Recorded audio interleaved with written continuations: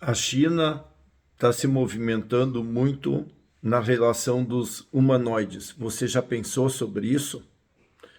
Olha só, daqui 2, 3, 4 anos a gente vai só ouvir do assunto dos humanoides.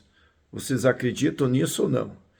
Vocês acreditam que daqui 5 anos nós vamos ter os humanoides à vontade para nós adquirir, nós vamos ver as empresas adquirindo, nós vamos ver em muitas áreas onde temos dificuldade de ter mão de obra, seja uso doméstico, seja na indústria, seja no comércio, seja na construção civil, seja na área rural, nós vamos ter os humanoides.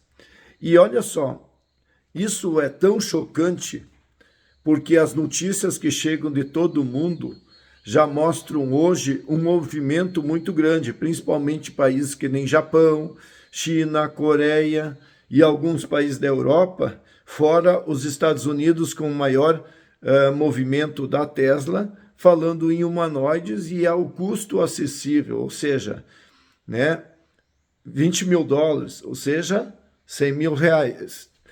Você pensa em você implementar no lugar das pessoas esses robôs, que vão fazer exatamente o mesmo trabalho repetitivo, sem cansar, sem alterar. Então, realmente, nós vamos ter uma mudança significativa em todos os sentidos. Mas daí eu comecei a ver muita matéria vindo da China e entender um pouco do que é o movimento que a China está fazendo nesse sentido. Olha só, ele planeja até 2027 ter um exército de trabalhadores humanoides. Veja, logo um país que tem uma população gigante. Talvez eles tenham os mesmos problemas que o resto do mundo, que nem todo mundo se sujeita a fazer os trabalhos que se fazia antigamente. Então, se eu quero me desenvolver, eu preciso criar uma forma de automação, e não só de software, e sim de serviços de robôs, que cada vez mais cresce para o nível industrial, mas também agora para o nível de serviços, que são os humanoides. Uma outra coisa que chama atenção também é a estrutura que a China está colocando. Ela tem um propósito que os robôs devem ser construídos por pequenas empresas, para ter bastante criatividade. Então isso me chama atenção também, a estrutura que eles estão colocando lá.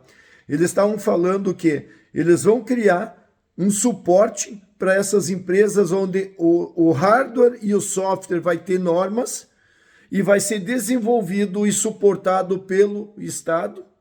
Então, pequenas empresas vão pegar esse software ou vão pegar as normas de hardware e vão, com isso, montar esses robôs da forma que quiserem.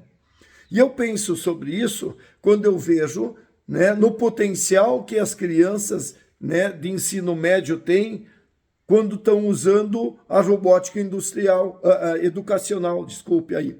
Mas olha só, quando nós temos esse modelo, onde que se no Brasil nós tivéssemos acesso a hardware, acesso a modelos, e eu pudesse levar de baixo custo para as escolas, imagina as crianças na época da descoberta, da criatividade, da expansão, e nós podermos usar isso para criar produtos, no caso de robôs humanoides, ou quem sabe robôs de plantação, de cuidados. Então ele fala muito sobre isso.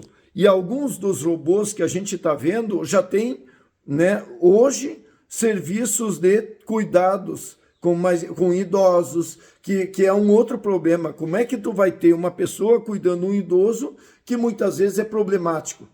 Para o robô não tem problema.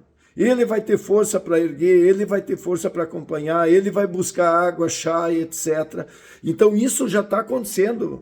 Observam só nas minhas matérias.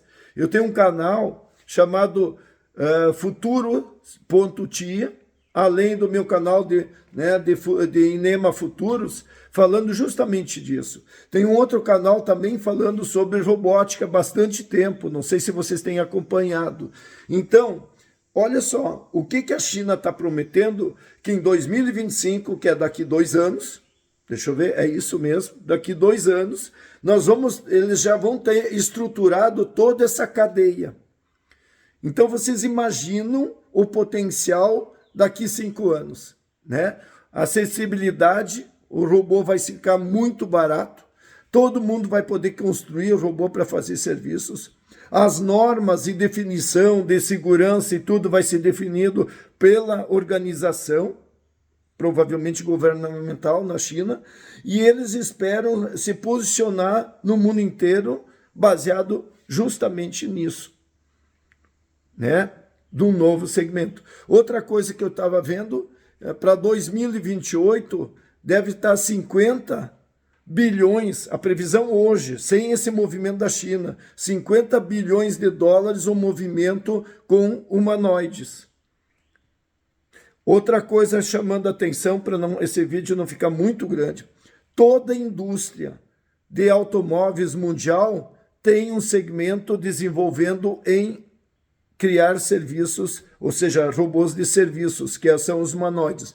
Um exemplo já ouviram falar da Boston Dynamics? Aqueles robôs que dançam, que saltam, que tem cachorro e tudo mais. Quem adquiriu? A Hyundai, da Coreia, né? A Tesla vem a mesmo segmento, tanto que Elon Musk falou que vai ter mais robôs no futuro, que ele vai vender mais robôs do que carros, né? E assim nós estamos vendo todos os fabricantes, a Toyota e todos mais, com movimentos para os humanoides. E você? Você acha que teria um humanoide para trabalhar, para fazer seus serviços domésticos, para fazer serviços externos? Como é que você pensa sobre isso? Olha, nós estamos falando daqui 5 anos. Vamos exagerar? 2030. Como é que vai ser o mundo em 2030? Você imagina? Se você não se atualizar, o que vai ser de você? Ou você vai viver que nem eu, na montanha, mas conectado com o mundo. Um abraço, até mais. Desculpe pelo vídeo longo. Gostou? Dá um like. E compartilha para outras pessoas esses pensamentos, essas ideias. Abração.